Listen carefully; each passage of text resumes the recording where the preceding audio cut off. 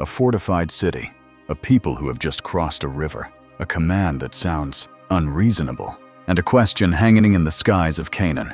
Will Jericho fall? Or is this only a story people invented to encourage one another? 7 days of silence, 7 circles of marching feet, 7 trumpets tearing the air, and then the ground trembles as if history itself is breathing. Don't leave, because the final scene of this story will show you God can bring down what humans call untouchable. And if you want to hear more Bible stories like this, remember to like, share, and subscribe. That morning, mist still lay low like a thin veil over the fields near the Jordan River. The Israelites had just set foot on the land, promised for generations, and their hearts still hadn't fully caught up with what their eyes had seen. They had crossed the river as though walking on a dry road. But right ahead stood Jericho.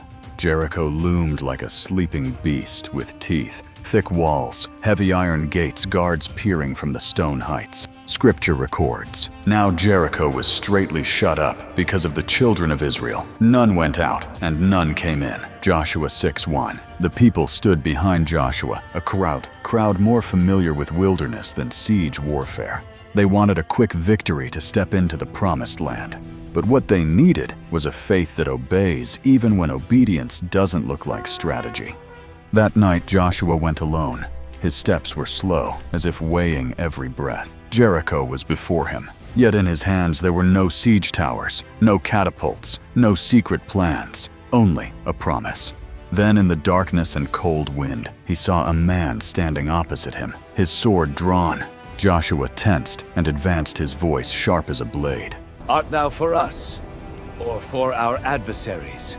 The man answered with a calm that chilled the air. Neither, but as commander of the army of the Lord, I have now come. Joshua 5:14. Joshua fell face down, his face to the ground. And in that instant he understood, this battle did not belong to human calculation. It belonged to the power of God. The man spoke again. Loose thy shoe from off thy foot, for the place whereon thou standest is holy. Joshua chapter 15. Joshua removed his sandals. The ground was cold beneath him, but his heart ignited, and deep within a line echoed like an emotional anchor, like a cord tying his soul to God's faithfulness. I will be with thee. Not a lullaby, a guarantee to stand firm when everything looks like it might collapse, yet the walls are still standing. Inside Jericho, a small house clung to the city wall, lit by a trembling lamp. Rahab, the woman the city despised, heard what the entire city feared. She was hiding 2 Israelite spies on her rooftop. Below, soldiers' boots pounded hard. Rahab whispered, her voice shaking, yet her eyes strangely bright. I know that the Lord has given you the land, and that he is the God of heaven above and of earth beneath. Joshua 2:11. Faith sprouted right in the middle of the walls. The spies said like an order and a plea at once. Thou shalt bind this line of scarlet thread in the window, that we may know. Joshua 2:18. Rahab nodded. The scarlet cord dropped down thin as a hair, yet shaped like hope. On the day of judgment, there would be a door preserved.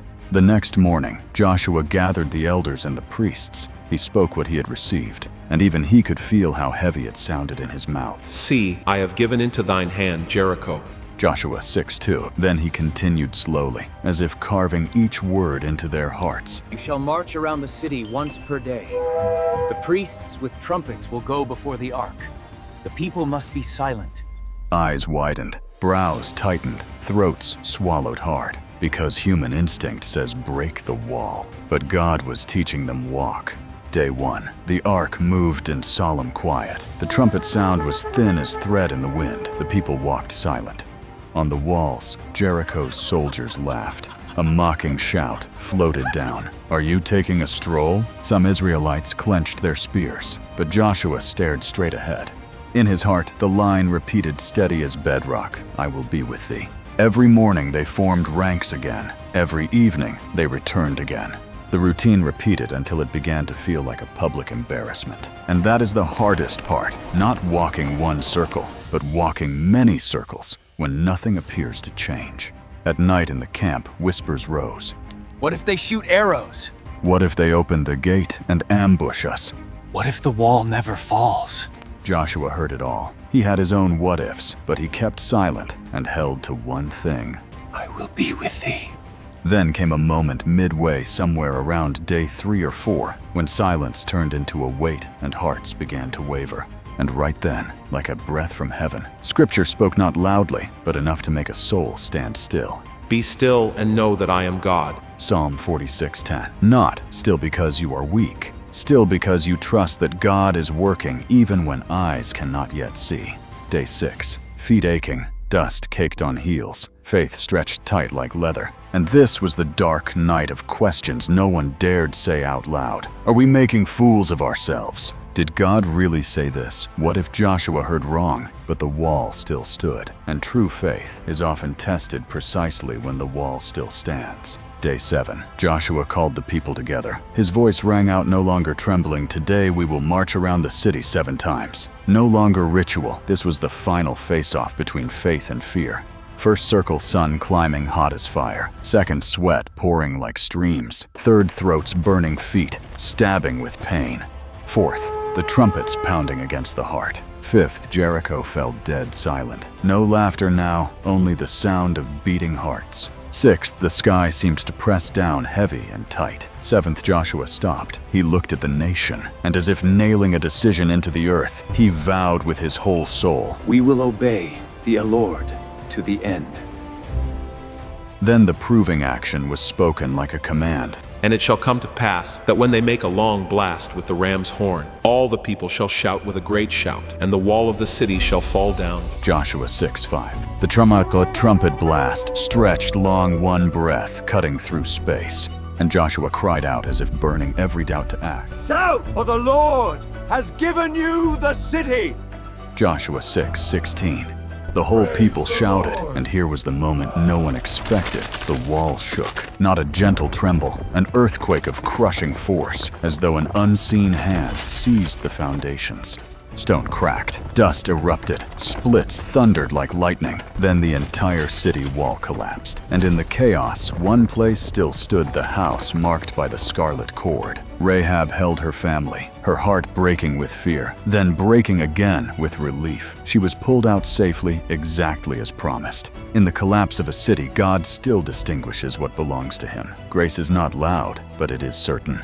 After the victory, Joshua stood watching the heap of fallen stone. The people rejoiced, but he saw more than triumph. He saw a lesson etched into the ground. You did not win because you were strong. You won because God is faithful. And in his heart, that line echoed again, gentle, steady as rock, I will be with thee. Scripture sums it all up with a sentence that makes you think for a long time. By faith, the walls of Jericho fell down after they were compassed about 7 days. Hebrews 11:30. Jericho fell not because the shout was loud enough, but because the faith was real enough. Maybe your Jericho today is not a stone wall.